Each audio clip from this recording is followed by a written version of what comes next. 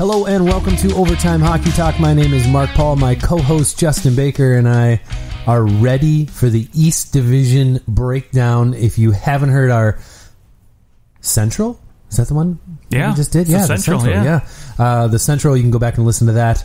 That was our last show. We are frantically trying to get through all the divisions before the season starts. Because if the season starts and we haven't finished, then everything's out the window, and there's no point. Right, exactly.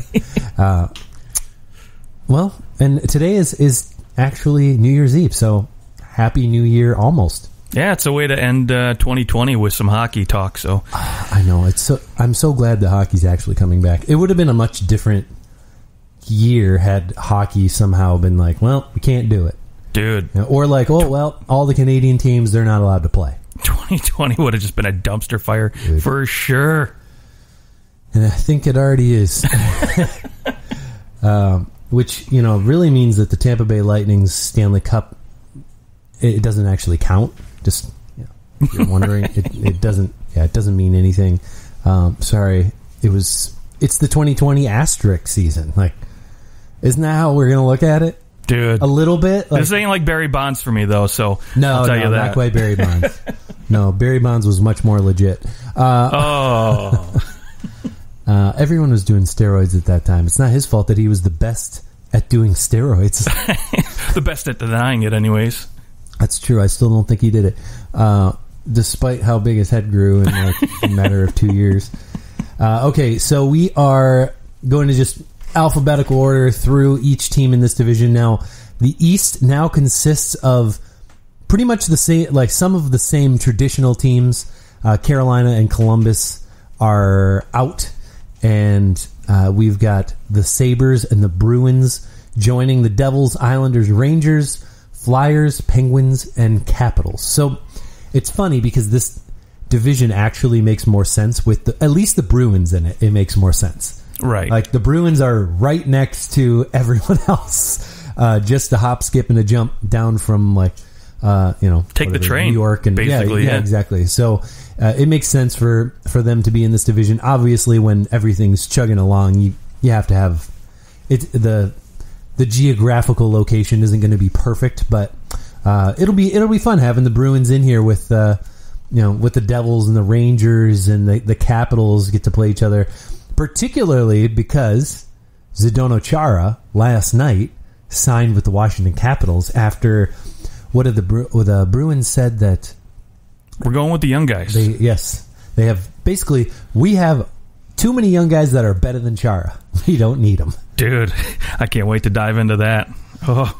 Well, let's do it. Let's start with the Boston Bruins, and we'll just kind of rock it through. So, with that said, let's start on their defensive side because I think we know pretty much what we're getting from the forward side. Not a whole lot brought in the offseason. So, defensively speaking, Zdeno Chara out, and that leaves us with Charlie McAvoy, Matt Grzelcyk, Brandon Carlo, John Moore. Connor Clifton. That left side is bare.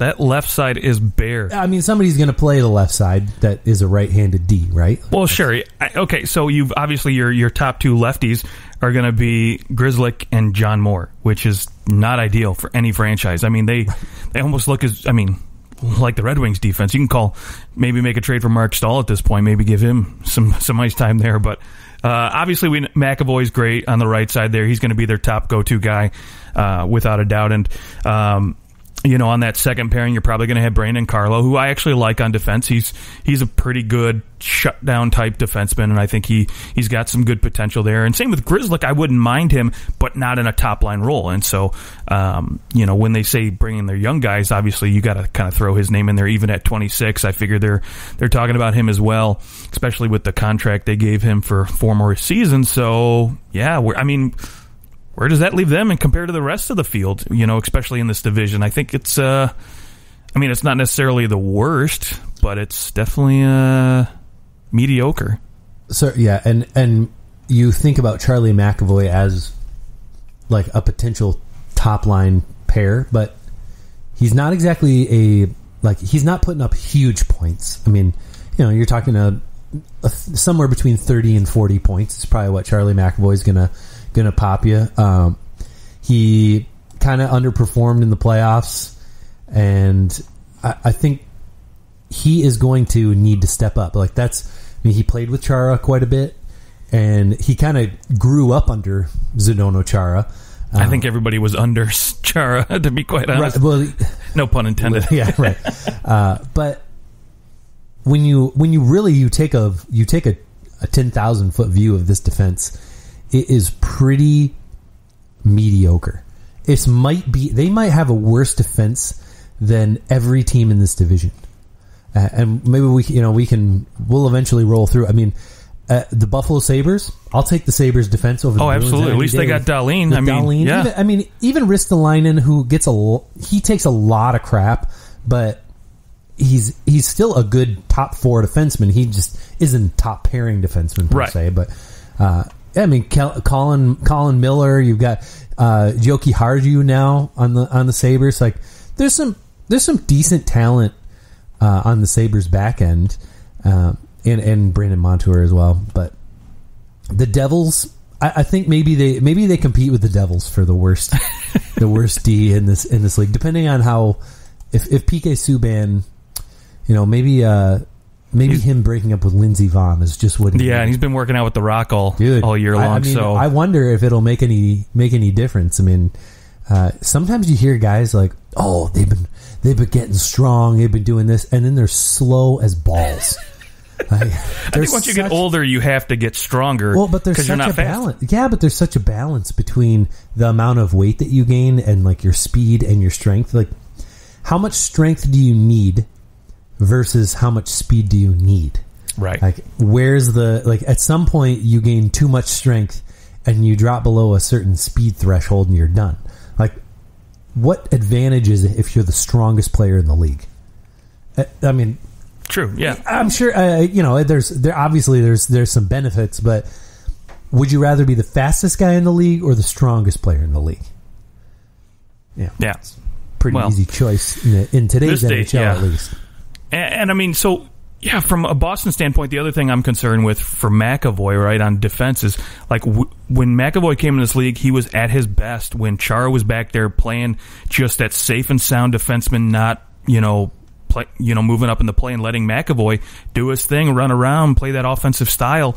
And then, of course, but he never. 28 points is his 32 points is the most he's had in the season. Well, sure, yeah, but I mean, that first year in the playoffs where he looked so good, and again, I mean, to me, Charlie McAvoy is not 4 years ago.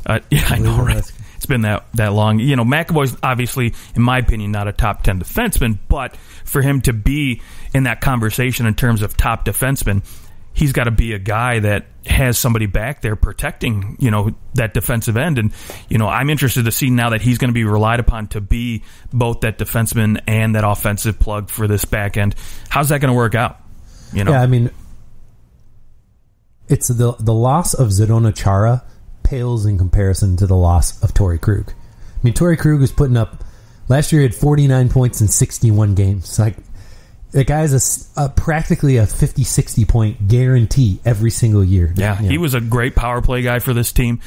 I mean, so now it's McAvoy's, right? Right. I mean, he's lost everything. To carry it. Yeah, and I don't think that he's good enough to carry it. Like, I think that he maybe is the most overrated defenseman in the NHL. Wow, I don't know if I'd go there yet. Who is more overrated than Charlie McAvoy? Not overpaid, because PK Subban, he's overpaid, but at this point, maybe a really general I've heard of PK Subban before. He's really good. I mean, you could throw Shane Gostisbehere's name maybe in that circle too, but but Gostisbehere, he's not even their top defenseman. Sure, and that's gonna. And this year we're definitely top defenseman. This year we're definitely going to see how over or underrated he actually is. Maybe I just can't help but think of Doc Emmerich just kind of pumping his tires so much that NBC just has a thing for Boston, but also for McAvoy. It seemed like so. Well, let's talk about the forwards. Yes, to the forwards. now that we've just spent 10 minutes just talking about Boston's defense. I mean, offensively, this team doesn't look a whole lot different, from last season, other than the fact that you've got Pasternak and Marchand, who are both probably they're definitely both going to miss training camp, which for some teams started today, but Pasternak is out until sometime in February, probably mid-February. Okay. I think he had surgery on September 16th, and they said 5 months from then, so that'd be mid-February. Marchand, September 14th, and they said he'd be back in 4 months. So he should be back pretty much start of the season. He might miss game 1 or 2, but I would expect that he's back before the end of January. So you get your guys back. Yeah, you go into the season and you're not totally healthy, and that's kind of unusual. Guys getting surgery in September seems weird. Right. Like, why didn't you get when did the Stanley Cup Finals end? June, right? Like, was it June? No, July. No, August. I'm sorry. August, Gosh. right, yeah. So, I mean, the Bruins got eliminated in the second round for first. Technically, the second. Yeah, minus the preliminary. It was right because won their first they round. were a bye, technically. Oh, well, they were okay. So they didn't play in the preliminary round, right? Who'd they lose to? The Lightning? I believe so. Yeah. So, I mean, they've been out for a little while. For it to take an extra month and a half for the Bruins or for these guys to get their surgery seems a little weird. But anyways, they're going to miss some time. But you wonder what David Krejci can give you in his final season of his $7+ million contract per year. Well, the question is he even going to finish the season with Boston? Right? Sure, if they could deal. Yeah, would they look to deal him? I don't know. Yeah, it depends. I mean, it depends where they are in the standings for one, and two, do they think let's get some value out of this guy because we're, I don't think probably not going to re-sign him. I don't think so. I think that he's probably going to he'll finish out the season in Boston, and I could see David Krejci being like a Thornton, Marlowe kind of like, I'm going to stick around. I'll sign my one deal or like a 1 year, $2 million. Like, he still has value. He's just way overpaid at this point, right? And which is what you get when you pay an older player 7-8 years in advance. Right. It's just going to happen. Especially a guy like Krejci, he's still effective. Yeah, he's effective. He just he's slowed down and he's more of a third line center.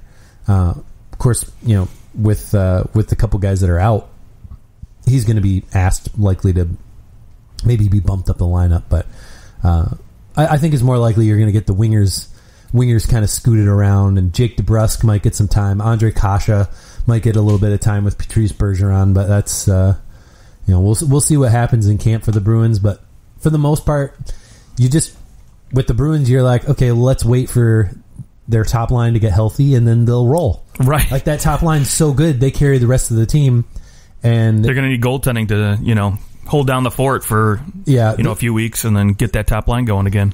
The Bruins. The interesting thing about them is really what's going to happen after this season, because you've got Krejci, who's a UFA, you have Rask and Halak, who are UFAs, and you're going to start to kind of see some of these guys who have been Bruins mainstays potentially peace out.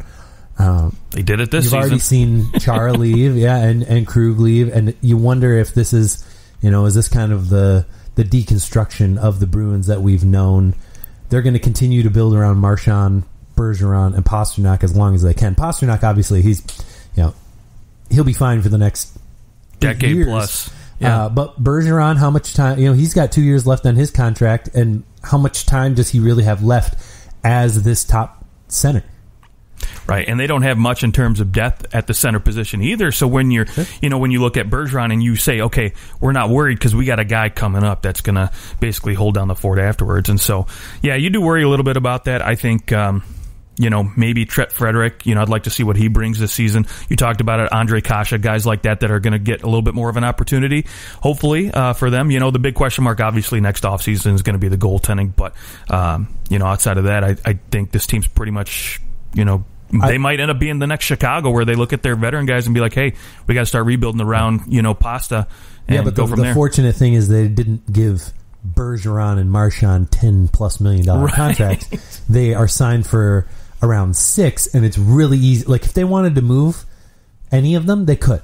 At any they're time. not going to. They're not going to move them. They're going to ride those guys out for as long as they'll let those effective. guys be lifers. Yeah. For as long as they're effective, they'll make it happen.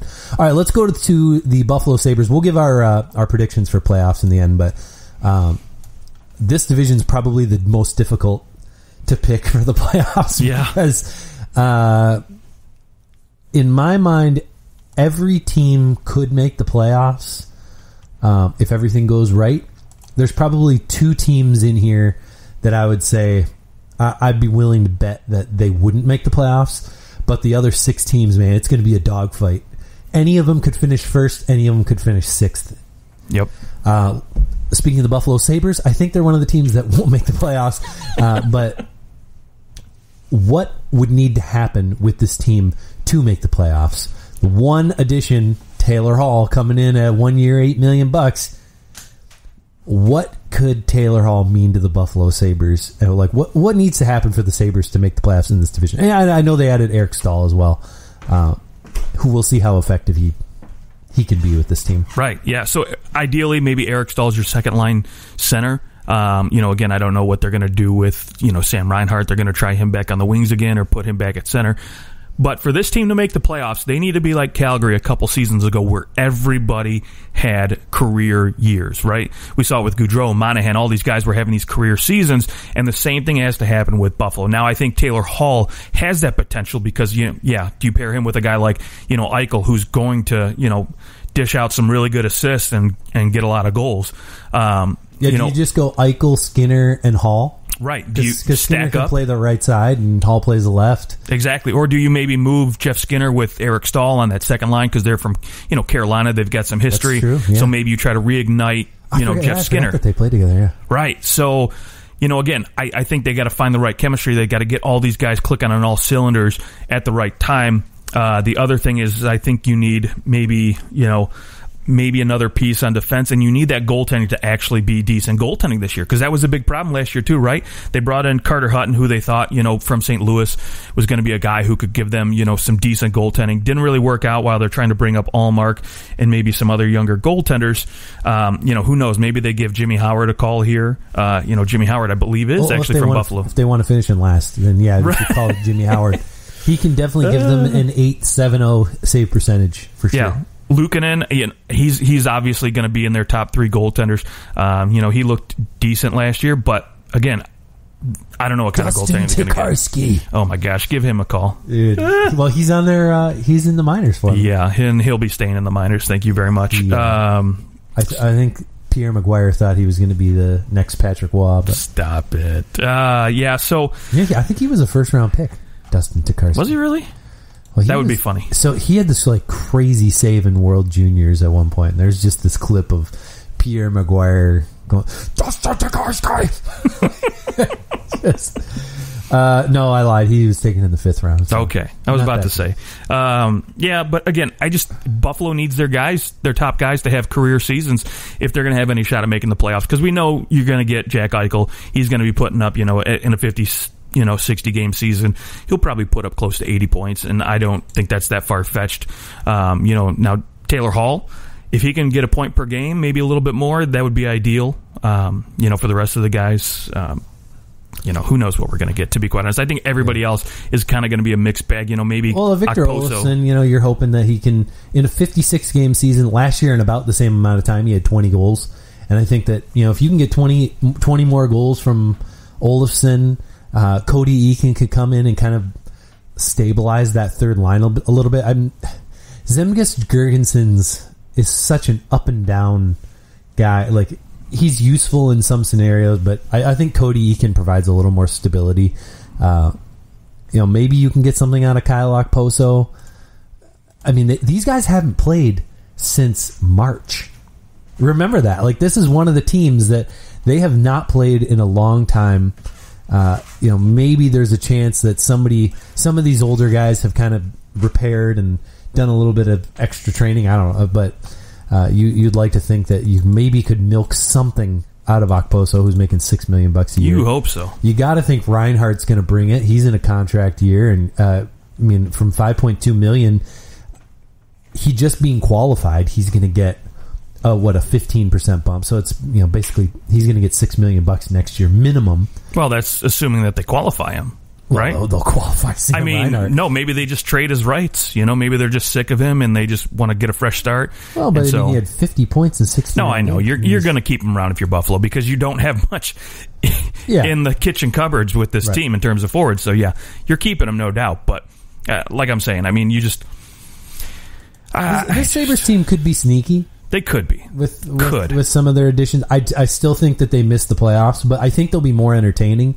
And if Rasmus Dahlin can take that step where he goes from, all right, he's a really good defenseman, to holy crap, he is a very good defenseman. But if he goes and isn't just only that number one type of defenseman, but becomes, all right, you're top 15 defenseman in the league, top 20 defenseman in the league, and can really shut things down, and then you're looking at a different Sabres team. Yeah. Which, the progression of what he's been able to do the last 2 years, this year you expect him to step in and be very effective for this team. A team that, isn't a lot of their some of their defense is going to leave after this year, I think. So this is I think a very important year for the Sabres. And it's a contract year for Dahlin too. And Taylor Hall. Yeah. If the Sabres can make the playoffs, I think Taylor Hall probably re-signs there and signs long term. Yeah, that's it's going to be tricky because I'm sure he's going to want at least the same amount of money he has now. And why would you want three guys making more than $8 million on this team? I don't know, but the Leafs. Yeah, I don't know if three guys making over $10 million. Those are guys that actually produce. They've got one guy that's been producing at that money right now. So yeah, Jeff Skinner probably they're regretting that one slightly overpaid. Still, you look at what he did the year after they signed him. He had close to 40 goals, 40 goals, and last year definitely took a giant step backwards. But if he can come back into what he did the previous year, yeah, he might not be worth $9 million, but if he can put up 25 and 25 this season, I would be happy with Jeff Skinner. Sure. Yeah. And then he's probably more worth $6 million. And in that case, you're overpaying him a little bit, but it's manageable. It's one thing when you've got another, when you're paying somebody $6 million like Kyle Okposo, who isn't producing anything. He's fourth line points right now. Yeah, I get it. Sabres, I think there's a scenario where they can make the playoffs if they the chemistry is off the chains and they, have this first line that's kind of could rival Boston's first line. They're going to have to play the Boston Bruins 7 times, right? That'll be fun. Seven times? Yep, 7 times. 7 times. Maybe more. I think some teams maybe more, right? 8 times. Because there's 8 teams. You play 7 teams. 8 times 7 is 56. Yeah. So math is hard. Yeah. So you play every team 8 times in this division. It's going to be so fun. Looking at some of the schedules where teams play the same team 3 times in a row. It's going to be amazing. So baseball-esque. Especially later in the season, if you've got 2 teams fighting for a playoff spot and you play 3 times in a row or even 2 times in a row, those are going to be intense. All right, let's go New Jersey Devils. Probably the other team that is least likely to make the playoffs. Probably less likely than the Buffalo Sabres. There is a whole lot to like about some of their youth, but most of it is just potential. Like Jack Hughes is potential. Nico Hischier, we've seen glimpses of what he can do, and he certainly, maybe has the potential to be like a Patrice Bergeron style of player where he's a top center but is more along the defensive side. But his production has dropped each year he's been in the NHL, and that's not what you want to see. What do you expect out of this Devils team? Well, ideally, if you're a Devils fan, right, we're expecting these guys to grow, especially the guys up front. What I'm expecting out of this team is a last place finish. I'll just say it right now. Just get it out of the way. However, they could surprise me, and I say that because I love their goaltending tandem right now. Yeah, Blackwood and Crawford is fun. Right. Much better than Schneider. Corey Schneider. I mean, don't get me wrong. I don't think Blackwood is an NHL number 1 top 10 goaltender, but I think with the right 1A, 1B combo, he can be very effective. And he still has potential to grow and get better. And if you got Crawford and Mackenzie Blackwood locked up for less than $7 million for the next 2 years, that's very ideal. How many goaltenders are good in the NHL at the age of 23? Right. There's not a ton. Number ones. There's so few. I mean, you've got like Vasilevsky, Hellebuyck, Price, and Hellebuyck, but Hellebuyck took quite a bit of time. He did. To become the goalie that he is now. I mean, he's what? Now he's 25, 26? Yeah, something like that. But still, Mackenzie Blackwood certainly has the opportunity to still grow and become that number 1, I think. And I think that's what the Devils are counting on, which is what, they bring in Corey Crawford with the hopes of Crawford and them splitting a lot of time and him growing from Crawford. I mean, Crawford has seen every scenario possible. He's been on last place teams or pretty darn close to it, and he's also won the cup. And that's the thing. You have a Stanley Cup winning goaltender back there to help you out, to teach your young guy how to win. So that's the most exciting part for me, is watching that goaltending tandem. And then again, we kind of mentioned it a little bit earlier. You look at that defense, PK Subban, right? What are you going to get out of this guy this year? He's 31, so he's on the wrong side of 30 at this point. But he shouldn't be that far on the wrong side. No, not at all. Not at all. He still is very capable of living up to that contract. I still think he's a capable guy, at 56 games to maybe potentially put up 35 to 40 points. He can be that guy, and that's especially assuming that maybe some of these younger forwards, like your Hughes, your Nico Hischers, your Gusevs, Kyle Palmieri, these guys continue to produce and maybe get a little bit better in some cases. So, as far as the rest of the defense goes, Will Butcher, Ryan Murray, these guys, I'm not really sure what to expect. You just hope that they're serviceable and decent enough every night to give them a fighting chance. So we'll see. Yeah, I think they're going to be quite bad, but hopefully Jack Hughes can score more than 7 goals. Yeah. He has nowhere to go but up. But hopefully, he doesn't prove to be a giant bust. And the way his brother's playing now, too, I'm sure that's a little difficult to swallow when you can't produce. Why is he going training with him? All right. The Devils kind of sort of a self-explanatory team. There's really not a whole lot there. I do like the addition of Andreas Janssen. I think that it's good for Janssen. He's going to get the opportunity to be relied upon more. He played good minutes with good players, but he was always a very secondary type of guy. And I think he'll be really good for somebody like Jack Hughes or for Nico Hischier because he can score. Right. He can absolutely score 20 goals, no problem. In a 56-game season, I think it would be a big disappointment if Andreas Janssen finished with less than 15, 16 goals. Okay. Yeah, and that's what you're looking for. The beautiful part is, too, is that 3.4. If it doesn't work out, you don't feel the chemistry this year. I mean, I wouldn't, but you have the opportunity to move him. You could do it, yeah.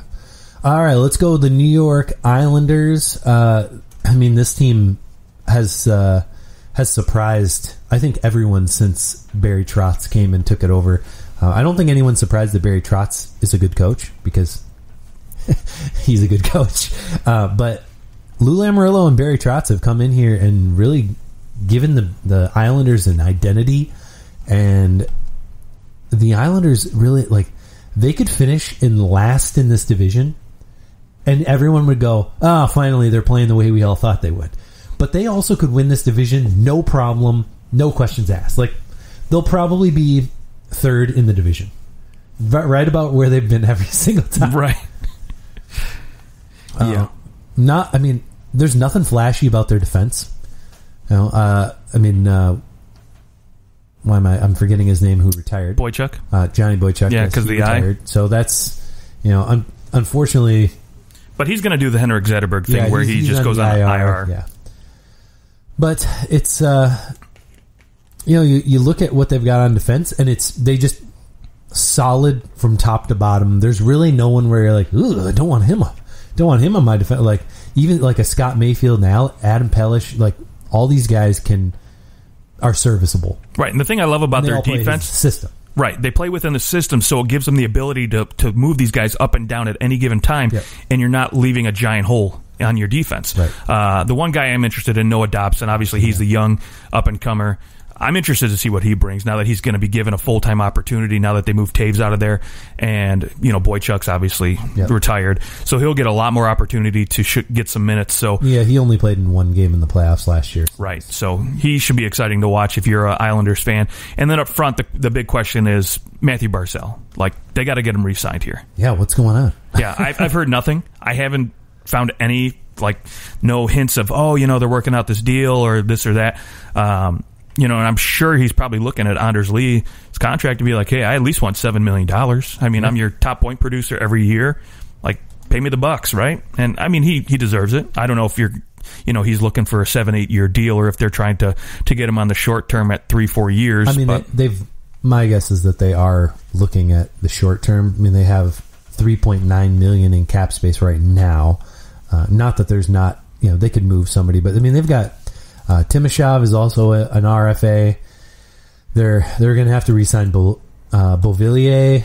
You've got Cizikas, who's a UFA at the end of the year. Like, there's going to be some changes here coming. Sorokin is that which one is it? I have no idea. Ilya. I'm just kidding. It's Sorokin. Sorokin. Yeah. Wow, I had it wrong. Gosh. I mean, they're going to have to re-sign some of these guys, and some things are going to have to change. They have quite a few of these, like, $5 million guys. And that's the thing. They have Brock all Nelson, these middle Everly, six guys. Ladd. I mean, Ladd is definitely the one you go, oh, can you dump that somewhere? But they tried not. With Parise, was it? I think they were trying to make that deal. Oh. Who knows if that'll still happen, but obviously they want to get Barzal signed up first. Yeah, this. I think this team's probably pretty similar to what they were last year. They certainly have potential to win a round, maybe two. They also could, sometimes these teams that are purely built around a system, you just hit a year where it just doesn't work. Right. Like, guys don't have the best season, and it just doesn't happen. But I think they will have such good goaltending that it's going to probably catapult them at least pretty darn close to the playoffs. Yeah, Sorokin's looking to say, hey, because they gave him a 1 year deal thinking, okay, are you just going to be a fluke? Are you going to be the real deal? So I think they're, looking for him to really elevate his game and prove, hey, this is why we're going to give you $5 or $6 million a year for a few more years. Yep. Okay, let's go New York Rangers. Maybe the most exciting, interesting. Like, if there's one team in this division to go, who do I want to watch every night? The New York Rangers are going to be towards the top of that list, just in the league in general, not even just this division. Just because there's so much hype around Alex Lafreniere and Capo Caco, seeing if he can, kind of turn that rookie season that was not as bad as Jack Hughes, but pretty much as bad as Jack Hughes. He scored 10 goals. He was supposed to be the best goal scorer of the class, and 10 goals in 66 games. I mean, there's a lot of players that scored 10 goals that right that cost them much less than a second overall pick. It'll be interesting to see what this team can do, especially since Artemi Panarin, the MVP of the NHL, can he do it again? And this time with a Lafreniere, who we all expect him to be right around that point per game. I think is if he has less than 40 points, disappointment, and it's there's going to be a little bit of a dude. How can we not we've gotten the first overall and the second overall, and we're not. Yeah, he lucked into a situation because, look, you look at Jack Hughes, right, the number one pick from the year previous. He goes to a situation where he doesn't have a supporting cast. Now, you want to talk about an ideal supporting cast? They're going to throw Lafreniere in a top six role, ideally, right? But you get guys like Ryan Strome, Zibanejad, Kreider, Panarin, guys who have proven that they can produce. And if all you got to do is just literally just tap it in half the time, you should easily. He'll likely play. You're going to have Panarin up on that top line, and sure. I think that Lafreniere will play behind him. I agree, absolutely. I think you're going to have him probably, play with Capo Caco and Ryan Strome on that second line. Maybe you throw in a Buchnevich, because he looked pretty good up on that top line with Panarin and Zibanejad. But then there's Kreider. Again, there's a bevy of combinations here you can do for a top nine, which is just gorgeous. And then obviously you look on that back end, you have a lot of really good puck movers like Adam Fox, D'Angelo. again, Jacob Trouba, who knows? But they're loaded with talent, and then they got even luckier this offseason because they managed to say, hey, we're going to keep Shesterkin as our number one. We got this young Russian guy, and he's looking to prove it again, just like our Sorokin. Yeah, this is this is the first year ever that since 2005 that the New York Rangers have been without Henrik Lundqvist, a new starting goalie. Yeah, and it'll be interesting to see how that goes. This is a Rangers team that I don't see them winning this division, but certainly they're in the playoff mix. Sure. I just wonder their defensive depth. Once you get past Trouba, D'Angelo, Adam Fox, you kind of start to hesitate a little bit when you talk about Jack Johnson and Brendan Smith. Well, is Brendan Smith going to play forward or defense this season? True. We'll see what happens with that. But there is maybe a lack of depth on defense for the New York Rangers. I know they have just not a ton down the pipeline. You've got Radish in the minor leagues. I like Keandre Miller and there's some good pieces there, but these guys can be slotted in, but whether or not they can push the needle enough. Well, they definitely don't have that Shea Weber, that shutdown, I can do everything type defenseman, Pietrangelo. They don't have that kind of guy, right? And that's your Jacob Trouba is more your shutdown guy. You've got D'Angelo who can probably put up some points for you, and this team.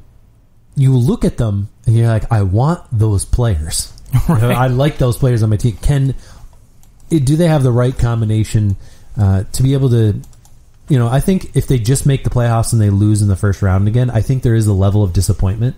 Like, I think you expect to win a round if you're this team. You can't go in. Of course, all the players are thinking they can win the cup, but from an organization standpoint, you don't want to go into this year and miss the playoffs. That's a step back. If you just make the playoffs and you get skunked by Washington or whoever ends up winning this, the Flyers, anyone could win this division, then you're looking at this and going, all right, we're still missing the mark somewhere. Like, now you've signed Panarin, you had your little run in the playoffs where you won the preliminary round. Now you got to take a step and win a real round. Like, that preliminary round was not real life, right? Or no, they didn't win the preliminary round. They lost. No, they lost, but yeah, and they but got still skunked. Yeah, they look pretty bad. So that is the next. Like, can you make the real playoffs and push the envelope? And if you go to 7 games and you lose, or you're playing you're the 4th place team and you're able to compete with a top team in that division, I think you're feeling good about yourself. But I think this team needs to take a step forward because of the money that they've spent. Also, it's New York. It's not a market that's like, take your time. Right. They're not like Toronto, right? Oh, God. Because Toronto takes their time. Sure. Yeah, of course. All right. Let's go. Philadelphia Flyers. Probably maybe the most unexpected rise to the top in terms of their regular season production last year. What do you think of this team coming into this year? Yeah, they, to me, are kind of like the New York Islanders, where they could potentially win this whole division, or they could easily fall to the bottom and be one of those, Buffalo, New Jersey teams that we've been talking about. They could surprise me and disappoint me all at the same time. They have a good makeup of veterans and young guys here, especially up front. You look at, your Travis Konechny's, your Claude Giroux's and Kevin Hayes, but on the back end, that's where the question marks are, right? On defense, obviously we know Ian Provorov. I love him, love his game. But Shane Gostisbehere, what are we going to get? Travis Sanheim, is he going to take another step here? Again, those are the questions. Robert Hagg, he looked pretty in the playoff. Niskanen, I loved his game last year, but he's retired. He's gone now, so he's not playing anymore. I like how on Cap Friendly it says he's suspended without pay. Is he really? Yeah. That's great. I was like, what did he do? And then, he's retired. Right. Obviously, back in net, we know they've got a good tandem with Hart and Elliott, so I have no concerns as far as their goaltending goes. But it's just really, are they going to get consistent production out of their forward group? Because that to me is the big question mark. To again, with this mix of veterans and young guys, are the young guys going to step up? Are the veterans like JVR? Are they going to produce? Are they going to be riding the bench? Who knows? Yeah, I mean, can JVR stay healthy? Right. He did last year, and I mean, 19 goals in 66 games, not bad. 2 goals in the playoffs in 12 games. That's where you're disappointed in maybe the way he played in the playoffs. I think finding him some kind of spot. It doesn't seem like he's that comfortable or has really found his role at this point. Maybe he just doesn't. Well, when you're not healthy and you're not playing on a consistent basis, it's very hard. And they have a lot of guys like Jacob Voracek, right? Guys above him who have been there a little bit longer, who are getting paid a little bit more money that they're trying to push, right? So if you're a JVR, it's harder to make your mark when you're not getting the opportunity. Maybe guys like Voracek might be. Yeah, and I think as long as Sean Couturier is playing the way that he was playing last year. Most underplayed player in the league. Great shape. If Travis Konechny, he's had 24 goals the last 3 years. Exactly 24 goals. A 61-point season. If he can build, basically had a point per game. If Konechny's building on an almost point per game pace, and you're able to press even more out of him, this is not a Flyers team that's missing the playoffs to me. This team is maybe the one team that I think is a lock for the playoffs. Interesting. Okay. I think they're all but guaranteed, especially the goaltending is strong. Even Brian Elliott as your backup goalie, he still has something to offer. Carter Hart is only getting better. He was and a contract year, so he's definitely going to be better, I think. True. And you're looking at a year where he'll probably only play. He played 43 games last year, a .914 save percentage in the playoffs, in 14 games, .926 save percentage. So he was great in the playoffs. This year, you're probably looking at 35 games is what he's going to play out of the 56, maybe 40. Maybe 40, yeah. You might try and push a younger goalie, seeing if you can kind of squeeze a little bit extra out of him, depending on how you feel about Brian Elliott this year. But I do think that Carter Hart is he's going to continue to push and get a little bit better. So that is only going to help the Flyers. I see this team as an absolute lock for the playoffs. There's few teams that I'm not putting them in a lock yet, but I'm willing to definitely, there's no way that they're finishing 5th in this division with the team that they have out here. So I hope you're right. All right, Pittsburgh Penguins. I know I said I wasn't going to give any playoff predictions, but that's my one lock. Okay, Pittsburgh Penguins. They did a little bit of tweaking, I'll say, over the off season. They bring in Michael Matheson. They get Jack Johnson off the Jack books. Johnson's gone. Kasperi Kapanen in from the Leafs. So kind of reigniting a little bit from the forward position. They had a lot of guys go down with injury last year, and it was a very tumultuous year in terms of keeping guys healthy. Even when your top players go down, it's hard to have a good consistent year. And of course they lose to the Montreal Canadiens in that preliminary round. And now you come into this year and you look at what they have on defense. It's serviceable at best. Chris Letang's still good, but anytime you've got Cody Ceci on your defense, is that better than Jack Johnson at this point? I think so. Yeah, okay. I think we'd all rather have Cody Ceci over Jack Johnson. I would agree with you. I like John Marino back there, but outside of him and Letang, there's not much to get excited about, right? They're all bottom pairing guys in my opinion after that. So, can this goaltending kind of shut the door? Tristan Jarry, I like his game, but is he a bona fide number one? I don't know. He could be, just another 1B, number 2 type goaltender because he's never been given that starting role. I know he did play a majority of the games last year and looked pretty good. But this is it now. Now you don't have Matt Murray to fall back on because I'm not putting a lot of faith in Casey DeSmith to bail them out if something goes wrong with Jarry. And then up front, we talked about the injuries, right? So hopefully guys can stay healthy. You get Sidney Crosby for a majority of the year. You don't have to worry about Patrick Hornquist getting hurt and out for a length of time either now because he's gone. Well, I think you got to look at this year if you're Pittsburgh Penguins and say, you got to go all in. Yeah, all your window's closing. 33, Malkin's 34.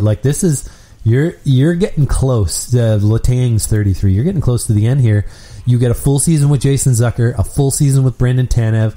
You've got that insert of speed in Kasperi Kapanen, who will definitely play into the system that Mike Sullivan has put into place over the last 5 years. One addition that kind of flies under the radar that I really like, Mark Jankowski, drafted by the Calgary Flames, and 2 years ago, a 32-point guy, 14 goals last year, took a pretty heavy step back. Only had 7 points in 56 games. But if he can find his game again, and you can get a guy who's a 35-point guy over the course of what would be an 82-game season, so 15, 20 points in a 56-game season, I think that you are like that's a huge bonus. I mean, from your third, fourth line center, maybe he's playing on the wing. He's responsible defensively. So that definitely helps the Penguins, and he kind of replaces. What's the guy they got from the Red Wings who couldn't score a goal for? Riley Sheahan. Riley Sheahan couldn't score a goal. Yeah. He kind of replaces him a little bit, but I really like this forward group. I think it's got a good mixture of speed and with a guy like Tanev up front, you get a little bit extra grit. I think this team could win the whole division and blow through in the playoffs, but they also could. Who knows? If guys can't stay healthy again, you might be looking at a Penguins team that's outside the playoffs. Yeah, and that's the thing. It's Crosby and Malkin, right? It's still their show. First, they were doing very well. They were first place in the.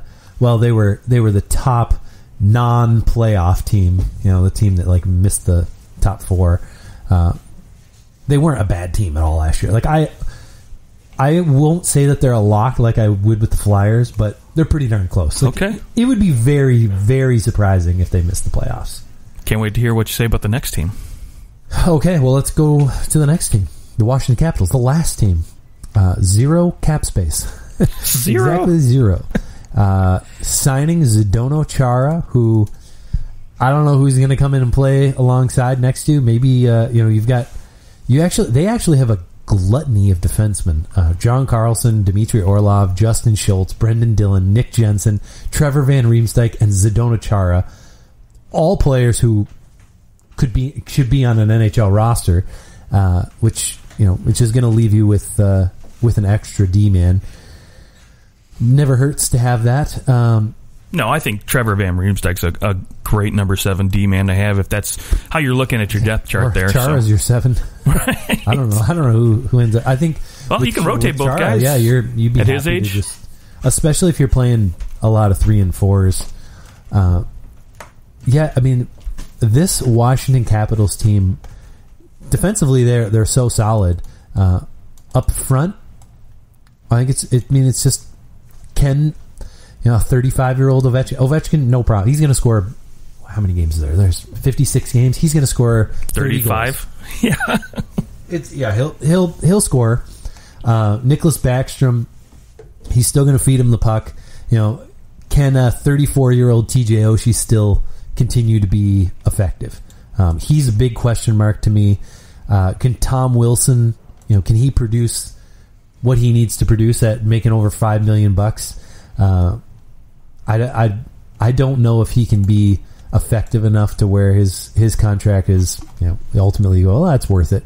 44 points last year in a 56-game season. He's like maybe a 30-point guy. Well, I mean, they pay him to free up, the opportunity for Ovi, Backstrom, and Kuzi to have space. So, I mean, obviously, yeah, you'd like to see him, in a 56-game season, you'd like to see him maybe get 30, 35 points. I think would be ideal for him. I think that's about where it is. But the question mark for me is Jacob Veranda. This guy came out of nowhere last season, and I'm hoping that he just continues to grow, because if this team wants to be successful, if they want to have a shot at, another cup here while Ovi's window and Backstrom's window is still there, he's got to continue to produce for them at the depth for this team. Yeah, he's going into the last 2 playoff years, he's got, in 15 games, he's just a -8 with 8 shots. Ugh. No points for Verana. 52 points in the 69 games. I mean, that's really what this team, like, where are they come playoff time? Because this team's likely going to make the playoffs. Well, it's crazy to me because now we talk about, Philly being a lock, Pittsburgh almost being a lock. Washington's going to make the playoffs. Then you've got the Rangers, Islanders. You have this gluttony of team, and someone's got to get out at some point. Well, yeah, I mean, you've got the Rangers, the Islanders, and the Bruins, and I think that between those three teams... And you only get 4. Between those 3 teams, one of them makes the playoffs. It's going to be crazy. This was very hard for me to pick 4 teams that I would think would make the playoffs because there are a lot of really, really good teams, top-heavy, in this division where there's going to be a couple really good teams that aren't going to make it, and you're going to be like, what the frick happened? But really, nothing happened. We're in such a tough division. Yeah, I mean, if the Pittsburgh Penguins were in the West, would you consider them missing the playoffs? Probably not. No. Yeah, they wouldn't miss. But in the East, anything can happen. This division's wild with how stacked up it is. Even this Washington Capitals team, is there a scenario where they could miss the playoffs? There is, absolutely. Listen, you don't have Holtby, you don't have Lundqvist. You're relying on Samsonov now, and he was okay last year, but again, like all these other Russian goaltenders in this division that are going to see each other, there's going to be that competition, and all 3 of these guys, Samsonov, Sorokin, and Shesterkin, they're all in contract years. So all these guys are looking to prove something now. That is a crazy combination of goalies in one division. So, again, who's going to come on top? Because I think ultimately, when you do have a lot of firepower like we do in this division, you've got to have goaltending stepping up, and there's a lot of young goaltenders in this division. So, and the one thing we haven't talked about is Peter Laviolette. Yeah. Now, sure. Can Peter Laviolette change what this team looks like? I mean, he has been fantastic in his first year as a head coach for most of the teams he plays for. And that is a huge, like, maybe this guy's got magic in a bottle and it works. Well, listen, I think Washington's taking this reverse retro thing seriously because they're doing nothing but getting older at this point. And so can Laviolette just, milk every ounce of, production out of these guys? I don't know how else to say it. Zdeno Chara, could he come in and you could drop him in and alongside like a Dmitry Orlov? You could put him with John Carlson. And let Carlson just go ham again and just put up, 20 goals and 50 points and call it a day. Chara, his question mark to me has always come playoff time. He always, for the last 2 or 3 years, he seemed to be a step behind come playoff time. But yeah, the leadership never hurts come playoff time, but you still got to go out there and produce a little bit. But he hasn't lost a round in the first round in since 2017 is the last time Chara lost in the first round. So that bodes well. Yeah, I mean, he hasn't missed the playoffs since 2015. Did the Bruins miss the playoffs in 2015? Yeah, they did. That was the year they got slaughtered with injuries. Yep. All right, who are your playoff picks? Let's hear it. Oh, man. Okay, so in no particular order. In no particular order. Great. Okay, so I will say this first off. New Jersey, Buffalo, sorry, you're not getting anywhere close. Okay. This division's too tough. You're out. Now, when we talk about the other 6 teams and picking 4 out of those, first off, New York Rangers. I'm picking them. I am in love with their goaltending. I'm in love with a lot of their forwards up front. So I'm picking them to make the playoffs. The deficiencies on defense, maybe in terms of having some stay-at-home guys. We'll see how that pans out. But Rangers, I think the Flyers squeeze in as well. I'm not so keen on them as being a lock as you are, but I think they get in. Pittsburgh and Washington. I think the Islanders find a way to lose, and Boston, I think, doesn't get in. Okay. I think my playoff predictions are probably wildly different than yours. Okay, I love it, though. One thing that we have to take into account, I was just kind of thinking about this, is that because you're only playing 7 teams. Like, this is basically like original 6 stuff. Like, you're playing the same teams all year. Right. What happens when you play the same players and the same teams over and over again? You start to learn their tendencies. So the players that are really freaking good, it doesn't matter what tendency you figure out. Go ahead. You know what Austin Matthews is going to do? No, you don't. you can't figure the guy, like, there's such subtleties in his shot. Well, they always find ways to adjust. Yes, and you're not going to figure it out. You don't figure him out. You don't figure out Crosby. No one's figured out Malkin. No one has figured out the high-end player because they're just so good. Right. There's just no planning around the guy. No, I look at Boston's top line, right? Nobody, regardless who you paired up against them, can plan against them. You have to just sort of just limit the damage, right? My hesitancy towards Boston without Pasternak for the first month of the season, that is part of it too. And then you still have 15-ish games. Yes, and then the time that it takes for him to get back into game shape. I'm not so worried about that. Okay, fair. He's only 25? Yeah. Okay. Here's my picks for the playoffs. Like I said, the Flyers are a lock. I think the Flyers are in the playoffs based on the defensive side of that team. I think they're just they've got too much depth up front where they're going to score, and the back end is very good, and Carter Hart's only going to get better. They are in the playoffs. The Boston Bruins, because that top line is so freaking good, you can't stop that top line. They're going to make the playoffs. This is their last shot. And I think that Bergeron, Krejci, I think these guys are they're gonna squeeze everything they can out of this team, leadership wise. The Boston Bruins are in. The next team in the playoffs, I have a hard time seeing the Pittsburgh Penguins missing the playoffs with a healthy team. Health, yeah, that's the key. I think the Pittsburgh Penguins are in. I like their goaltending more than I like Washington's goaltending at this point. And Washington, I think, they're doing their best to patch everything together. I think that the Washington Capitals, over time, I think there's a way to plan against a lot of what they do. Not Ovechkin. Don't complain. Everybody knows he sits up at the circle, knows, but they still can't. Yeah, you can't stop it. It doesn't matter. But I think for them that once they're continually playing these same teams, I think you can strategize against them. You can't strategize against Malkin and Crosby. And I think that puts them in for me. The final team that is going to make the playoffs is the Buffalo Sabres. What? You cannot game plan against Jack Eichel. And I think that when I look top to bottom in this division, who are the best players in this division? I think you still got to give the nod to Sidney Crosby. The next most effective player in this division outside might be David Pastrnak, but he's going to miss at least the first month. I think it's Jack Eichel is the next best player in this division. And I think in this short season, given that he's very young and he's a center, so Ovechkin he's going to score goals, but he's a winger and he's not going to. He just doesn't touch the puck as much as a guy like Jack Eichel. Sure, you put him above a guy like Malkin, though, too. You add in a Taylor Hall. Rasmus Dahlin gets better. If you even get close to average goaltending, I think the Buffalo Sabres are a playoff team. I love the boldness. But so that would put I think Washington, New York, and New Jersey out the playoffs. Wow. So I'm going Boston, Buffalo, Philadelphia, and Pittsburgh. A money-hungry NHL would lose their shit if they lost both New York teams and Washington. All three New York teams, basically. Dude. The Devils, That's, yeah, well, yeah. And, the Sabres are a New York team, though. Don't forget.